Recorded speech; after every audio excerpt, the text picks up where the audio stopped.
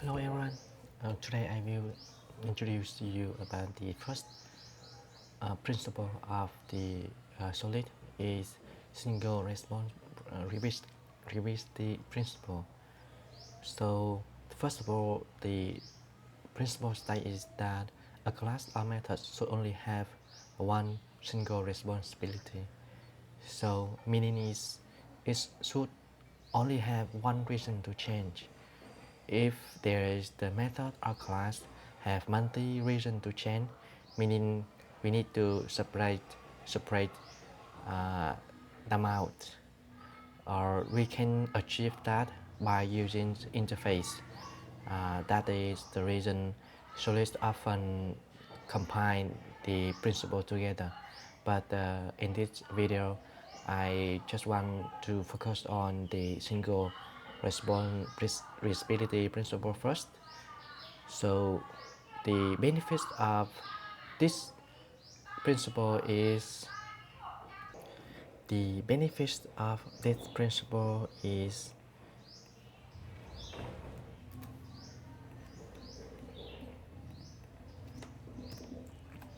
you can see is we can achieve lower coupling, less functionalities in single class. We have fewer dependency. And about the testing, a class with one responsibilities will have far fewer test cases. Okay, so we move to the exam to see it clear. So I have concrete exam here. Next, we analyze the exam. First, we have a sum cross. As you can see, first is we take the input from user, and the second is we will validate the input, and the third is we have an operation here. So in this one, we can see is have a multiple responsibility, and it violate the single responsibility principle. So we will separate this into some classes. The first one we can name is input processor. Okay, processor.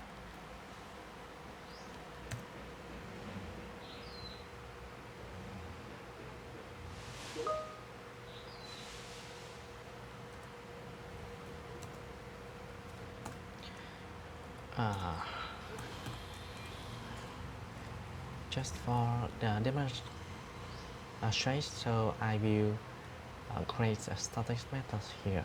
Okay, and we will cut this one into the first method. Okay, so we can name it process.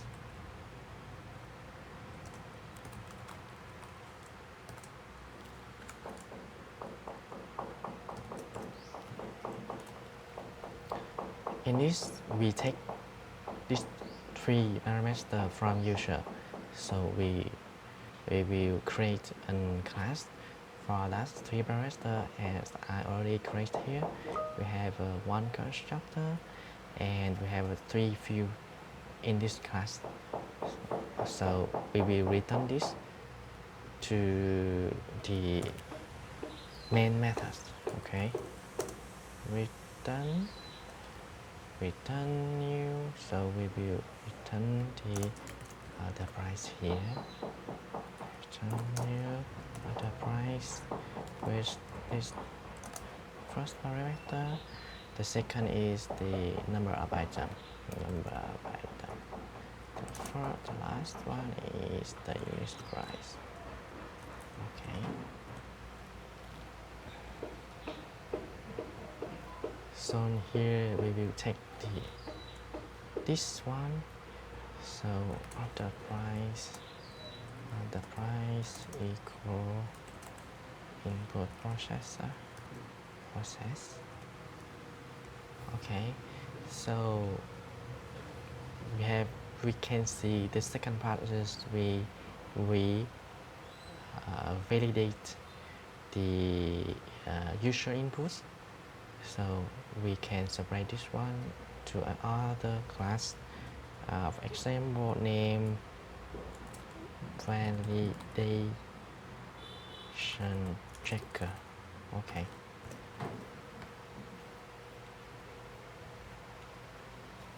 So again, for demonstrate purpose only, so I will create this in static methods. So we can return is boolean and name it is valid user input. Okay, for demonstrate purpose only, and we can take the other price and we will copy this part into this one. Okay, here is the unit price, so other price, we get unit price here. In here we just want to validate there's the number or not. Okay, so we can delete this one, and if there's not a number, so we return false. This one the same. This is other price of the number of item. Okay, and final is for discount percentage. Discount percentage. We return here false. False. Okay, and if all the input number is okay, we will return is true.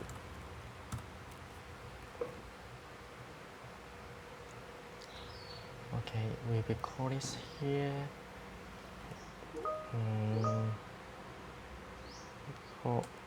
validation checker, and we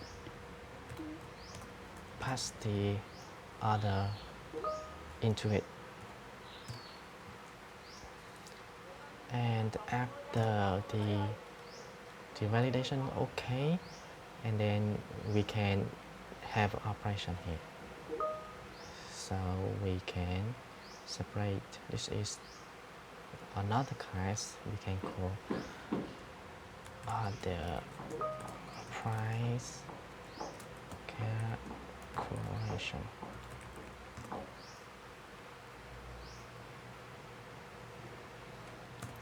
And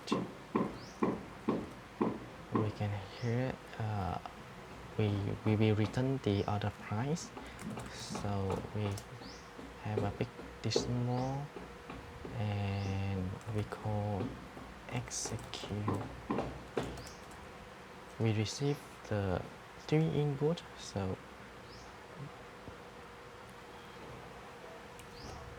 we will copy this one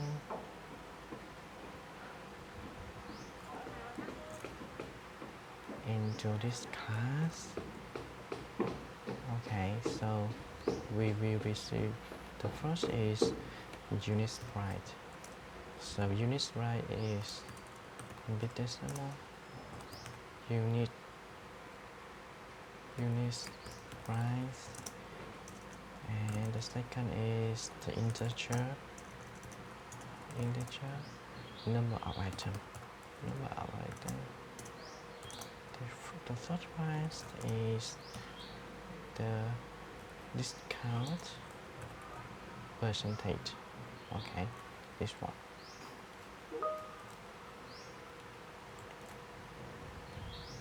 And we return the total price here.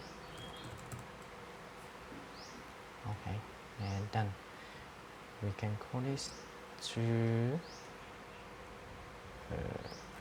order price calculation. Execute the here the we execute the order price. So we first pass it into this.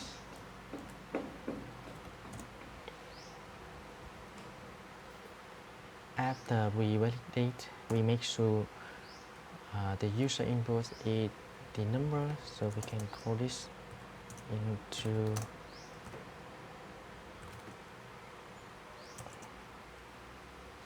we have order price of unit price, this number, so we can call it the integer, the past integer order is number of item, and the last is this is integer also, so we can order price dot get potential.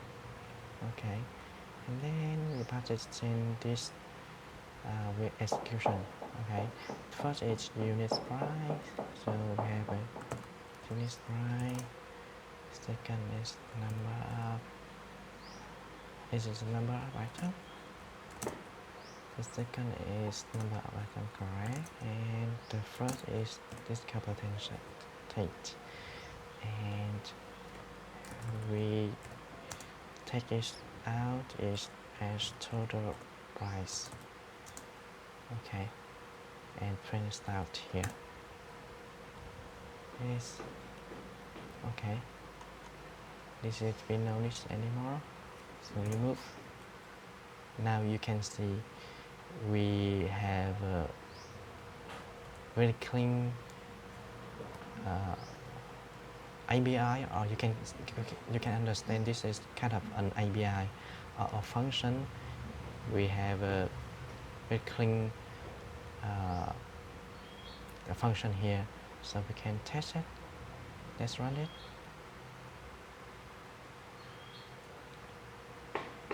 First we enter unit price, so here example we the 12. The second is we have a number of item as 2. Example we take the 20% discount. Okay, so we have the price here, or we can see if there is the input character 2 and 20, this character. Okay, this character need the this number R. Okay, so we have a validate input here. Okay, if it's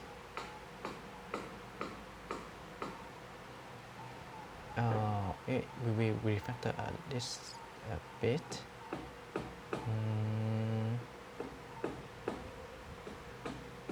We can take this. We can system out. This is input unit invalid the number of unit price. Unit price. This is number of item, and this is percentage.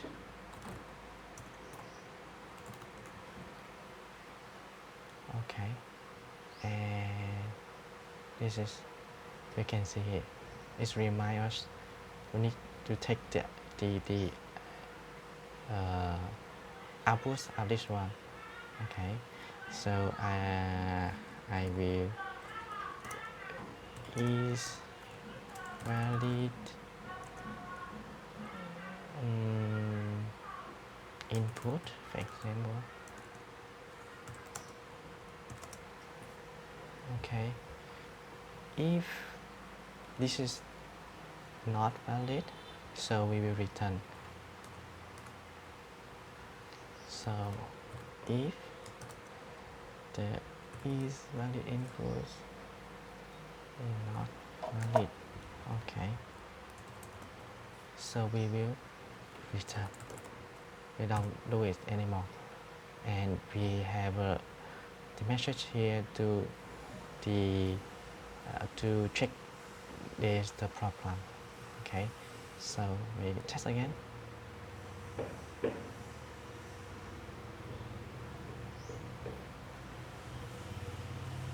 First 20,